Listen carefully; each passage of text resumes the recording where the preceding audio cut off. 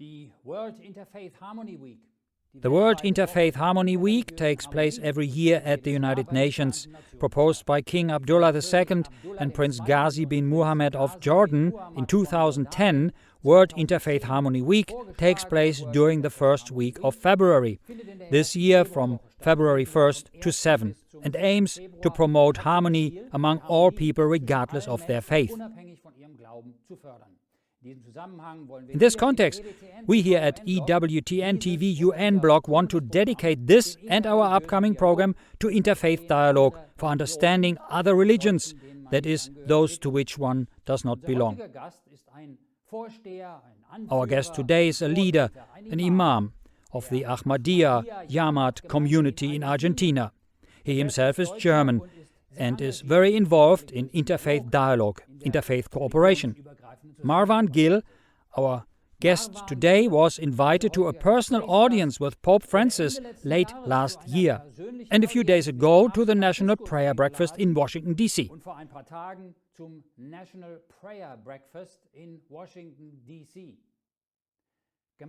Together for justice and peace related to interfaith cooperation, now here at EWTN TV UN Blog. Good day.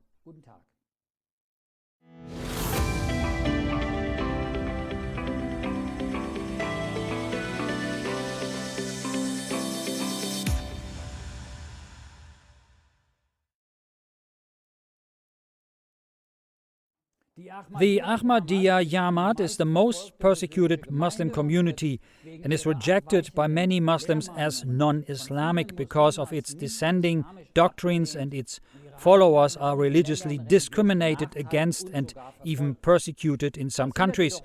However, that does not stop our guest today from standing up for his faith and seeking conversation with those of different faiths or non-believers. I'm now connected to Washington D.C. and extend a warm welcome to Imam Marwan Gill there. Hallo, assalamu alaikum, Friede sei mit dir. About yourself, you were born in Reutlingen, Germany. Later in 2009 you went to London and studied for 7 years at the private institute of the Ahmadiyya Muslim Association, Theology, Arabic and Comparative Religion. You then served as Imam in countries such as Ghana, Spain and the United Kingdom, and in September 2017 you were appointed Imam and Ambassador of the Ahmadiyya Muslim community in Argentina.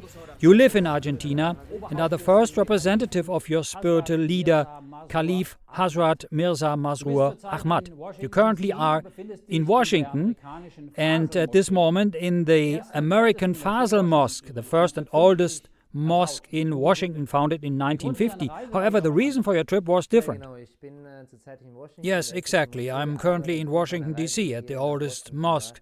But the reason for my trip to Washington was that I was invited to the National Prayer Breakfast as the Imam of the Ahmadiyya Muslim community in Argentina. And the national or the annual prayer breakfast, which is held here in Washington, is a very important occasion, of course, for the United States, but we also had different guests from about 90 countries. So it's a very important meeting where then also religious and political figures or people work together and, of course, exchange about peace or also certain issues in our society. You were personally invited to the prayer breakfast. What is your connection? Why you?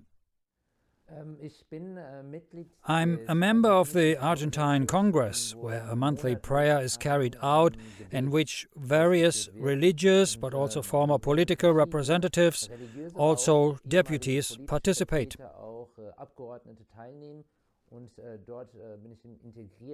And there I am integrated as an imam. There I got to know representatives of the Protestant Church and also the Catholic Church in Chile, and they invited me to their annual prayer meeting, which is also held with various politicians in Chile. And they learned about my work in Argentina, especially the interreligious activities, interreligious work.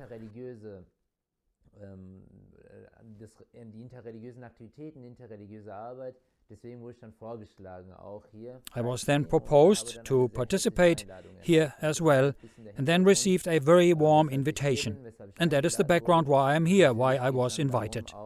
And of course, then it's about working together with the Christians to have a positive impact on our society through the values that unite Islam and Christianity. This year's prayer breakfast was sort of controversial. There were two of them actually, but we don't want to go into that here. Everyone can research that for themselves. Marwan, during the prayer breakfast to which you were invited, you prayed together. Did you also pray for peace in the Russia-Ukraine war? Yes, of course. We prayed for the Ukraine victims, also for the war. There was even a live feed of the Ukrainian president, and he also addressed some words to us. He said that the Ukrainians, the soldiers, are fighting very bravely, but above all that the spiritual part is very important for them to end this war, to end the suffering of the Ukrainians. And he also clearly pointed out that the prayers are very important, and above all also the faith in God, and that it gives above all the Ukrainians, or also him, very much strength, and gives them also the hope that there is a solution or a way that will lead out of it. Of course, we also included in our prayers all or any victims of any wars, or any refugees, or societies, or countries that are directly or indirectly affected by the war. And in that sense, it's always been very important as Christians, Jews, Muslims, or even people who don't belong to any religion, to do our part on how we can end certain wars and also strengthen coexistence. In the Ahmadiyya interpretation of the Quran, the freedom of religion mentioned in it applies without restriction. Abandonment of the Islamic faith or conversion to another religion is not subject to any earthly punishment. For this you are criticized by other Muslims, even persecuted. The Ahmadiyya is the most persecuted Muslim community. That's exactly how it is, Christian. Unfortunately, it is so. But this does not shake my faith. On the contrary, it even strengthens my faith, because this division of Muslims, or even this contradiction that we see from certain Muslim groups that impose their faith or doctrine on others in the name of Islam, or even manipulate the teachings, the true teachings of Islam, is one of the prophecies of the Prophet Muhammad, peace be upon him, about the end times, where he said that you will see certain mosques where you will no longer find spirituality. They will be very magnificent and beautiful in architecture or in their architectural style, but unfortunately they will no longer convey spirituality. You will find people reading the Quran, but its words will not reach their hearts.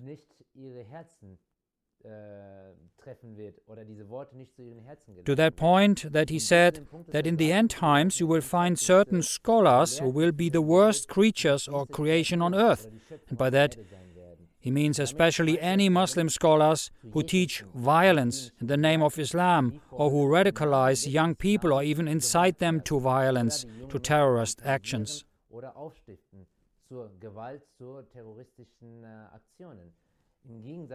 In contrast, the Ahmadiyya Muslim community, which was founded in the 19th century in 1889 by the promised Messiah, according to the Ahmadiyya belief, Mirza Ghulam Ahmad, and he claimed to be the promised Messiah, the promised reformer, whose coming was prophesied by Prophet Muhammad.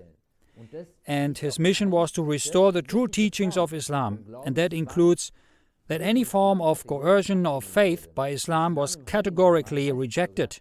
In the Holy Quran, it even says that any form of coercion of faith or religious coercion is forbidden in Islam. It is said in the Quran that if God had wanted to carry out His will, meaning to impose Islam on mankind, He would have done so, because He is the Creator, He is the Almighty. But if God has created free will in such a way that every human being can freely and independently live out his or her religion and beliefs, then no human being, no institution has the right to articulate in the name of God or to impose their certain teachings on anyone. In that sense, it's very important for us, the Ahmadiyya Muslim community, to advocate very strongly for freedom of belief, and regardless of religion, we plead and advocate strongly for all people to be able to live this fundamental right. According to the Christian World Encyclopedia, the Ahmadiyya is the fastest growing Muslim group worldwide. It has about 40,000 members in Germany, in over 220 congregations, in 50 mosques. The Ahmadiyya community in the state of Hessen, actually in Wiesbaden, was the first Muslim community in Germany to be recognized as a religious society under public law in 2013, with other German states following. With this status, the Ahmadiyya community is legally equal to Christian churches. Marwan, we are experiencing growing xenophobia and also religious hostility right here in Germany. What do you think is the cause for the media portrayal, especially of Islam, as a religion based on violence and terror and oppression?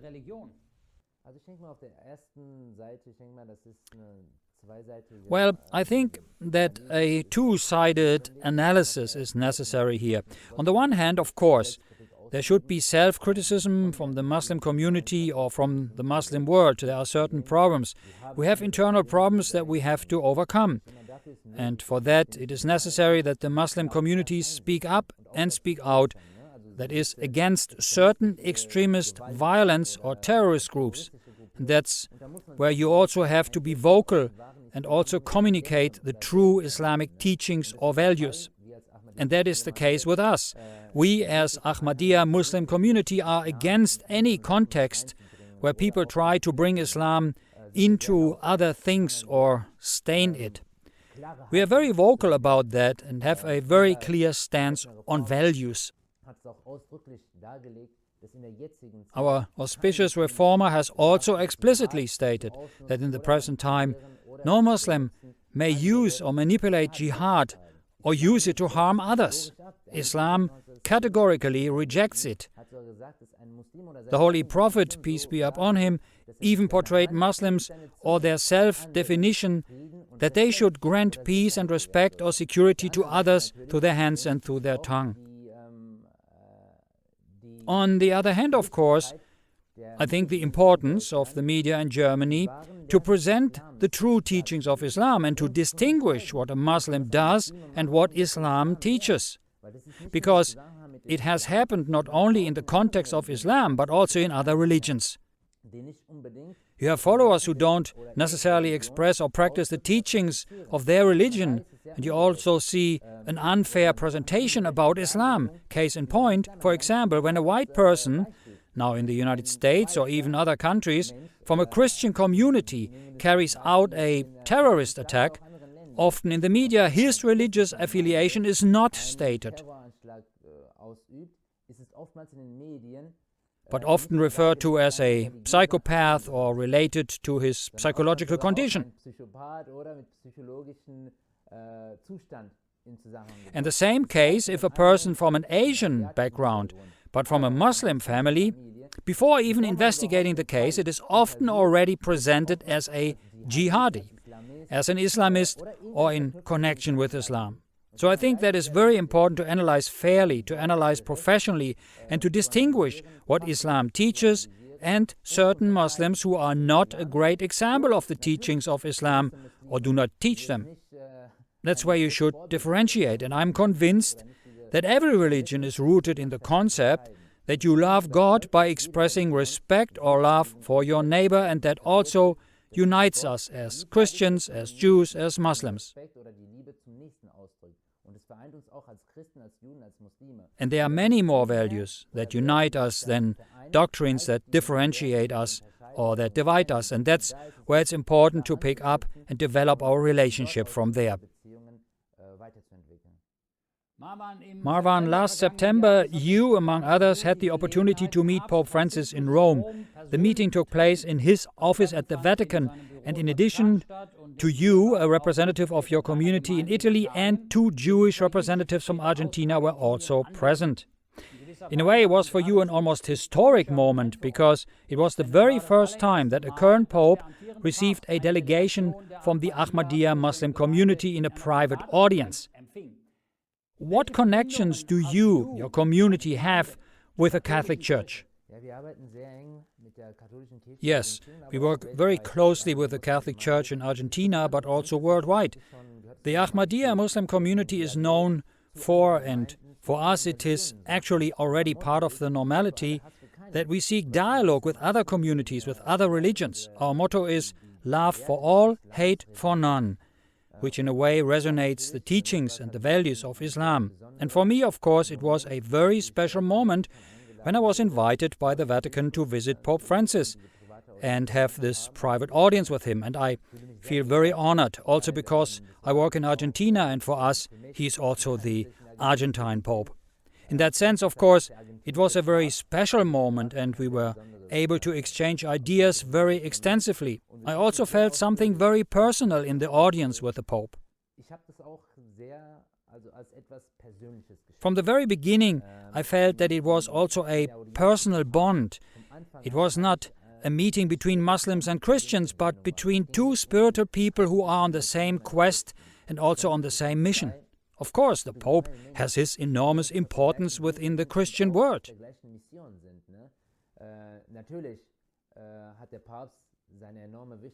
But this also shows his humility. In no case, in no moment did I feel that he was trying to put himself above me or trying to mediate something down on me from above. But it seemed to me like a fraternal exchange. It was more a personal exchange, and we had about a 40-minute conversation where he then, of course, reported on his personal experiences and also explained above all how important it is to go to these meetings or also these ways together as Muslims, as Christians, as Jews.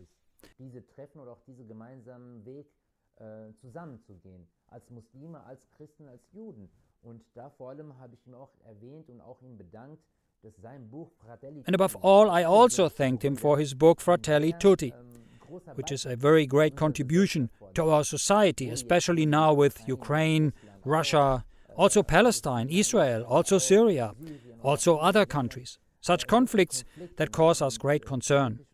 And that is why it is very important that we as religious representatives unite and work together for justice, for peace, for love of neighbor, and for these values that actually also unite us.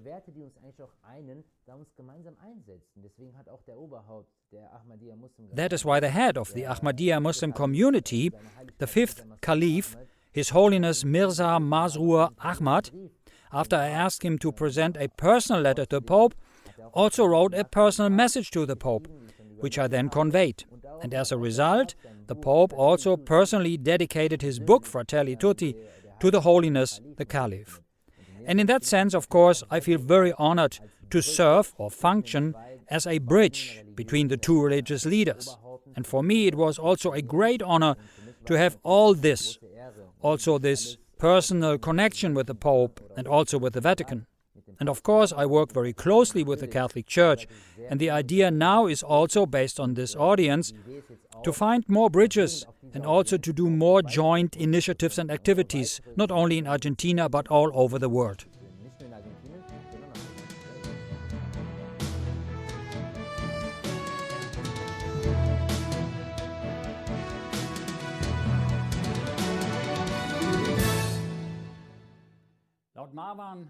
According to Marwan, the Pope was deeply interested and overwhelmed by the joint activities of the Ahmadiyya community and Catholic Church in his native Argentina. In recognition of Marwan's efforts for interfaith harmony, the Pope gave him a miniature of the Vatican and a copy of his latest books, and Marwan already mentioned it, a personal dedication to the Caliph in his encyclical Fratelli Tutti. Marwan's delegation gave the Pope the Spanish and Italian translation of the Holy Quran and spoke specifically about chapter 19, dedicated to the Virgin Mary. Pope Francis was pleased and emphasized that interfaith relations require constant effort and sincerity from all involved. Thank you for watching. God bless.